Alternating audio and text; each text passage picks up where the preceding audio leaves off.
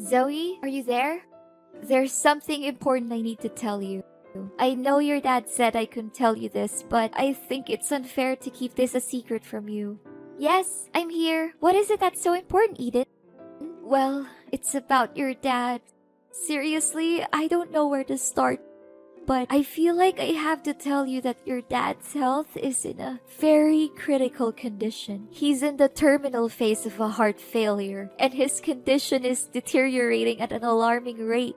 I asked him to go to the hospital, but he wanted to stay home. I think he also knows that his time is running out. What? Why all of a sudden?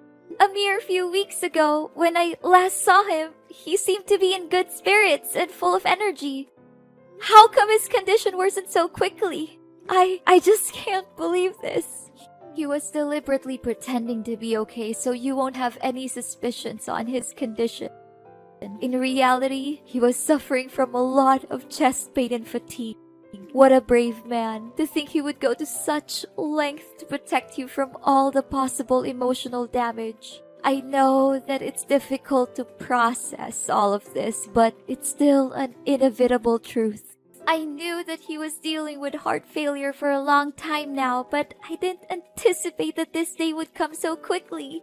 Honestly, you should have told me about my dad's condition way sooner, Eden. I really don't understand why my dad told you to keep his illness a secret from me. Zoe, you know Henry loves you more than anything in the world.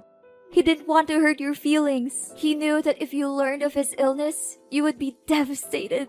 Your dad didn't want to worry you, so he kept his health problems a secret. How could he possibly conceal such a grave matter from me?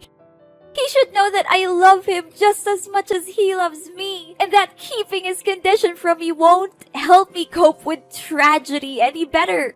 I know, I told him the same thing, but despite how many times I tried to talk him out of his opinion, he insisted that I maintain my silence and, well, now that you have told me about it, can I at least pay my dad a visit? I won't just sit around and do nothing while my father is fighting for his life. Zoe, I know that you want to see your father as soon as possible. However, if you were to appear at our home at this time, it would make me a traitor to his wishes, and I would never want that. You know, I gave him my words, and I can't just simply break my promise with him. What should I do now? Should I just watch as his life slowly comes to an end without doing anything? What kind of daughter would do something like that to her own father? Zoe, I know what you're going through right now. I have all the sympathy in the world for you. But don't be too worried. I'll keep you constantly informed about your dad's situation. What if I just come to his mansion without his consent? I could make it like a casual visit, that he won't have anything to say about it. Please, Eden, I want to be with my father during this most challenging time in his life. I'm sure he would be more than happy to see his daughter. No, Zoe, I told you, you can't do that, or else your dad would be boiling mad at me. You already know how short-tempered your dad is, and how scary he would become when he loses his composure. Especially when it's something that it has to do with you. I know that you're feeling confused and scared, but bear in mind that I'm always here for you during this difficult time. But Eden, how can I make it seem like nothing and ignore my dad, knowing that he's suffering from so much misery? Honey, I told you, I'll make sure that you don't miss any important updates on your dad's medical condition. All you need to do right now is to clear your head, pray, and hope for the best for your father. He's a tough man. Although the chances are slim, he hasn't given up on his life yet. Fine, I understand that it's impossible for me to visit my father. However, I don't want to trouble you too much about my father's condition. So can you please at least provide me with contact details of his private doctor, Mr. Davis? I just want to know more information on my father's medical prescriptions and his current condition. Oh, I forgot to tell you, Mr. Davis no longer works as your dad's private doctor anymore. He told us that he was experiencing some family difficulties and resigned shortly thereafter. Now, Dr. Brown is in charge of supervising your dad's health. Oh, okay. Would you be so kind as to give me Dr. Brown's phone number so I can have a word with him? Please send me as soon as possible because it is really important for me. Honey, you don't need to worry yourself too much with your father's treatment by contacting his private doctor. Me and Dr. Brown have everything under control. We always keep a close eye on Henry's situation and immediately interfere if anything goes wrong. I can't help but think that you're doubting my ability to take care of your father, and I feel a little offended by that. No, Eden, you're misunderstanding me. That's not what I meant at all. I believe that you have seen with your own eyes how well I have always taken care of Henry throughout the years. I could ask the maids to do all the housework, but I don't want to. I think it's important for me to be a hands-on wife and take care of my husband myself. Zoe, I don't want to say this out loud, but I knew that you disliked me from the very first day I set foot in Henry's house. Is that correct? Well, I don't blame you. It's a bad reputation that stepmothers always have to bear on their shoulders. Eden, I'm sorry. It is true that I didn't have a good feeling about you marrying my dad from the start because I thought it was a hasty decision. But as I came to know you better, I came to realize that you truly love and care for my father. In fact, you were the one who strongly opposed my father's decision of forcing me to move out of his house due to certain misunderstandings between us, and I'm really grateful for that. I want to know more about my dad's condition, but that doesn't mean I don't trust you to take care of him. Those are two different things. Fine, honey. I'll give you Dr. Brown's contact, but don't worry too much. As I said, me and Dr. Brown have everything under control. Zoe, honey, I feel as though I've been stabbed by 100 knives in my heart. I cannot believe it happened so quickly. What is it, Eden? Is it about my dad? Yes, darling. Henry passed away peacefully in his sleep. This morning, when I entered his room, I noticed that he was no longer breathing. I immediately called Dr. Brown, who arrived shortly thereafter and conducted a thorough examination. He confirmed that your father had no signs of life. I am so sorry for your loss, Zoe. I know how you must be feeling at the moment, and I am feeling the same way. Oh, Father! So this day has finally come. I really don't know what to say right now other than thanking you for being by my dad's side during his last days of living. This is an extremely heartbreaking situation, and none of us would have wished for this. I understand that this is a difficult time for you, and I want to assure you that I have already taken care of the funeral arrangements. Your father's funeral will be held at his mansion within 1 week. It'll be a discreet one among family members, just as your father's will. I will inform you of the exact date and time as soon as it's finalized. I got it. Thank you for taking care of everything. I seriously don't know what to do without you. Did Father leave any parting words for you before he passed away? Henry was a thoughtful and prudent man, as you know. He had already carefully planned everything, including who would inherit his estate. According to his will, I, his legal wife, will be the sole beneficiary of his belongings and financial assets. This decision is clearly stated in his testament, and I am confident that you will not contest it. I'm sorry, Zoe, but you will not receive a single penny from your father. I find it weird that he didn't leave me anything in his will. I'm his daughter, and he loves me just as much as he loves you. He even hid his illness from me to protect me. I don't think he would have left me out of his will on purpose. Zoe, just accept that you no longer have a place in Henry's heart. I have been his primary caregiver for many years, and he has come to rely on me more than on you. You may not realize it, but the bond between you and Henry has weakened over time. In fact, he may have stopped caring for you altogether. That is why he decided to leave me all of his assets. He knew that I am the person who deserves them the most. No! It's simply not true what you said. My father's love for me has never diminished, even after my mother's death. The last time we saw each other, he treated me with the same warmth and kindness that he always has. I can confidently state that my father's love for me is unwavering and everlasting. You may continue to cling to your delusion about your father, but you cannot deny the fact that I am the rightful heir to Henry's vast fortune. If you have any objections to your father's will, you are welcome to come to my house and I will show you the testament that he personally wrote. I am confident that you will be able to identify his handwriting and signature very quickly. Admit it, Zoe. Now you're nothing more than a pitiful and abject failure. And me? After all those years of enduring that disgusting old man, I can finally achieve my goal to acquire his fortune and a lot of it. What? What do you mean? Are you implying that you married my father solely for his wealth? I find your old father so disgusting that I have to hold back from throwing up every time I have to sleep with him. Do you really think that a beautiful young woman like me would be with your father because I love him? That's the most ridiculous joke I've ever heard in my entire life. What? So you're saying that all of the years you spent caring for my father were nothing more than a calculated and deceitful ploy to gain control of his vast fortune? I was totally convinced that your words and actions were genuine. I believed that you were truly committed to watching over my father's well-being. Oh, honey, these sorts of performances are child's play for me. You believe that I was caring for your father, but the reality is that the maids were doing all the work for me. I simply gave them some money to keep them quiet so that I could take all the credit. You must be surprised by my intellect. Am I correct? I am curious to know who else could possess both intelligence and beauty like me. Eden, you're a person of astonishing shamelessness, greed, and despicable deception. I never imagined that you would be that kind of person. I believed that you truly cared for my father and that your intentions were genuine. The thought of how you pretended to be nice to me and my dad makes me shiver. And by the way, sorry that I got you kicked out of the house.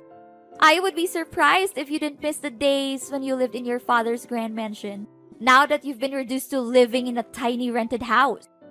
I can only imagine how cramped and uncomfortable it must be for you after being accustomed to such luxury. Well, it is a life that you have earned, one that is fitting for a little brat like you. What? You were the one who orchestrated my being kicked out of the house? Who else could it have been? You were angry at your father for not letting you go out with your bad friends. So I took advantage of the situation and snuck into your father's workroom and burned his important documents to ashes. Afterwards, I took your father's phone and texted you to come into the room. Hardly had you stepped foot into the room when your father came in, catching you red-handed in the midst of the compelling crime scene. Now that I think about it, I still can't understand why my father was so certain that my friends were delinquents. It was you who planted those ideas in his head, wasn't it? Oh, I thought that someone as dull as you wouldn't be able to grasp the situation so quickly.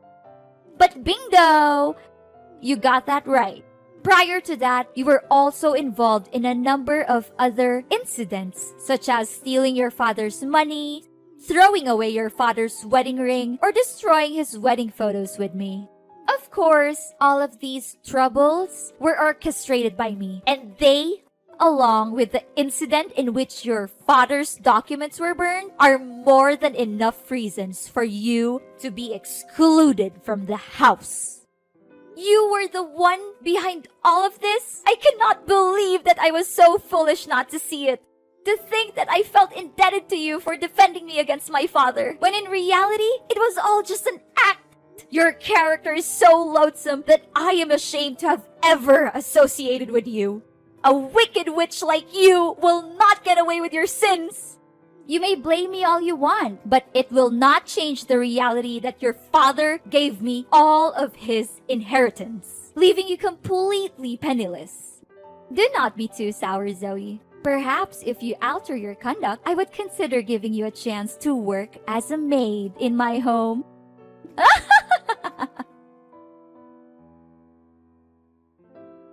Zoe, I never imagined that you could be so embittered as to not even attend your own father's funeral.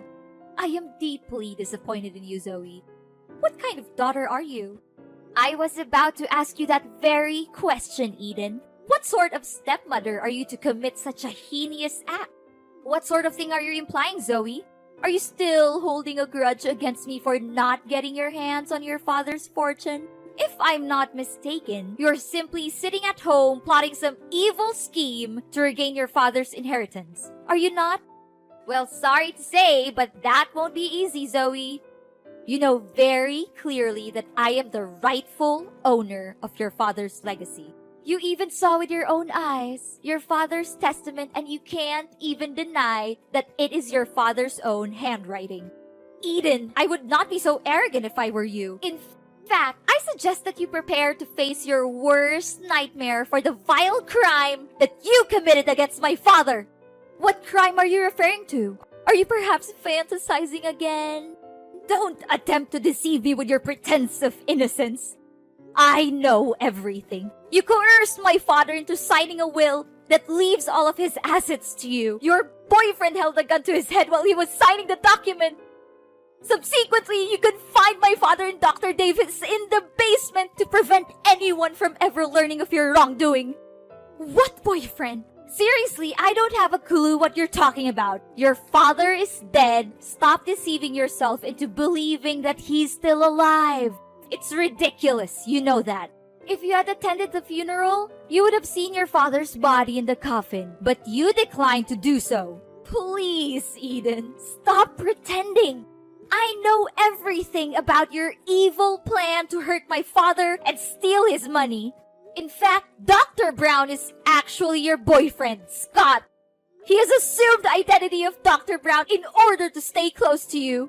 If I'm not mistaken, you had intended to marry him had things gone according to your initial plans. What? Don't just level such an accusation against me without any proof to support it. Do you seriously believe that I will allow you to continue defaming me in this manner? I'm calling the police. How dare you deny your crime and ask for evidence?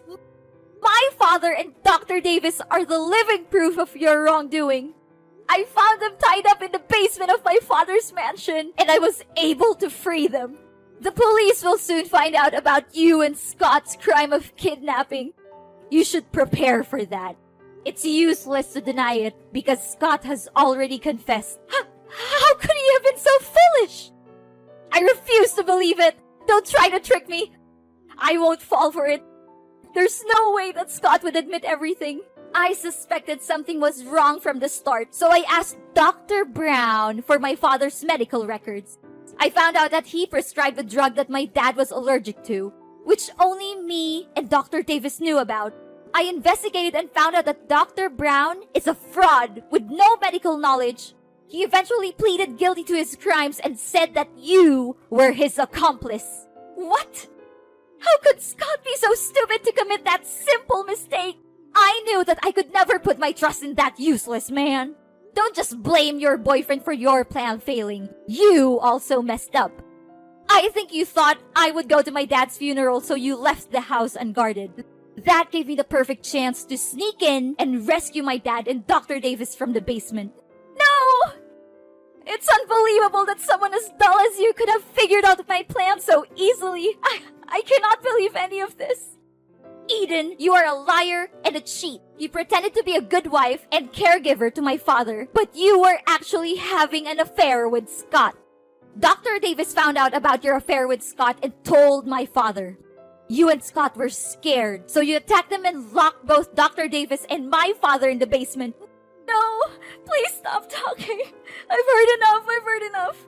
In a subsequent act of desperation, you and Scott devised a meticulously crafted scheme to conceal your crime. You claimed that my father was seriously ill and even faked his funeral in an attempt to throw off suspicion. The figure that lies in the coffin is not my dad's corpse, but a wax effigy that has been crafted with painstaking precision.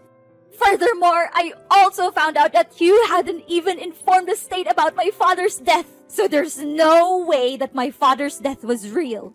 Oh no, I can't believe I figured it all out. Please do not turn me into the authorities. I didn't want to do what I did, but your father left me no choice. He threatened to disinherit me and leave everything to you.